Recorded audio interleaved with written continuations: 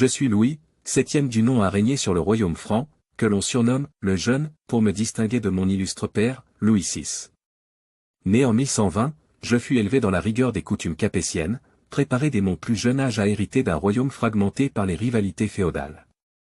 Mon règne débuta en juillet 1137, quand je succédai à mon père.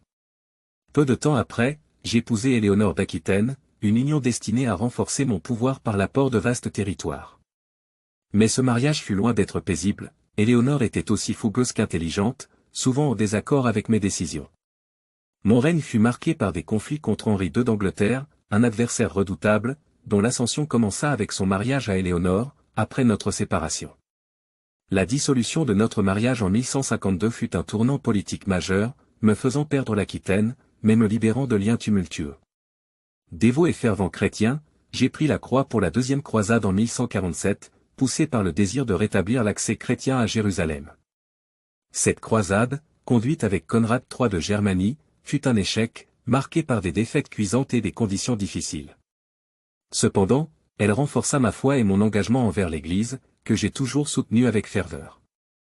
De retour en France, j'ai travaillé à consolider l'autorité royale, souvent mise à mal par des vassaux trop ambitieux. Mes efforts furent partiellement couronnés de succès, bien que mon pouvoir restât limité face à des figures comme les comtes de Champagne et de Flandre. Malgré ces tensions, j'ai maintenu la paix intérieure, manœuvrant habilement entre les exigences de la noblesse et les besoins du peuple. Mon intérêt pour le bien-être de mes sujets m'a également poussé à initier des réformes judiciaires, cherchant à établir une justice plus équitable. J'ai favorisé l'émergence d'un système légal plus structuré, bien que beaucoup de mes efforts aient été entravés par les limites de mon autorité.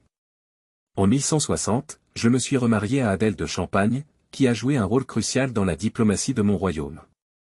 Ensemble, nous avons renforcé les liens avec l'Église et d'autres puissances européennes, un aspect essentiel de ma politique pour contrer les ambitions d'Henri II.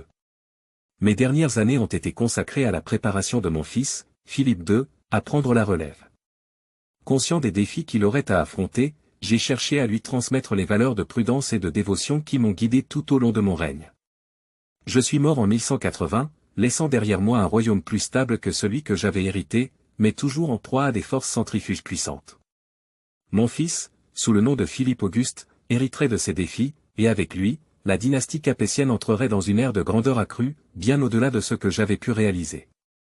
Ainsi se termine le récit de ma vie, un chemin semé d'obstacles et d'épreuves, mais parcouru avec la conviction de servir mon peuple et mon Dieu jusqu'à mon dernier souffle.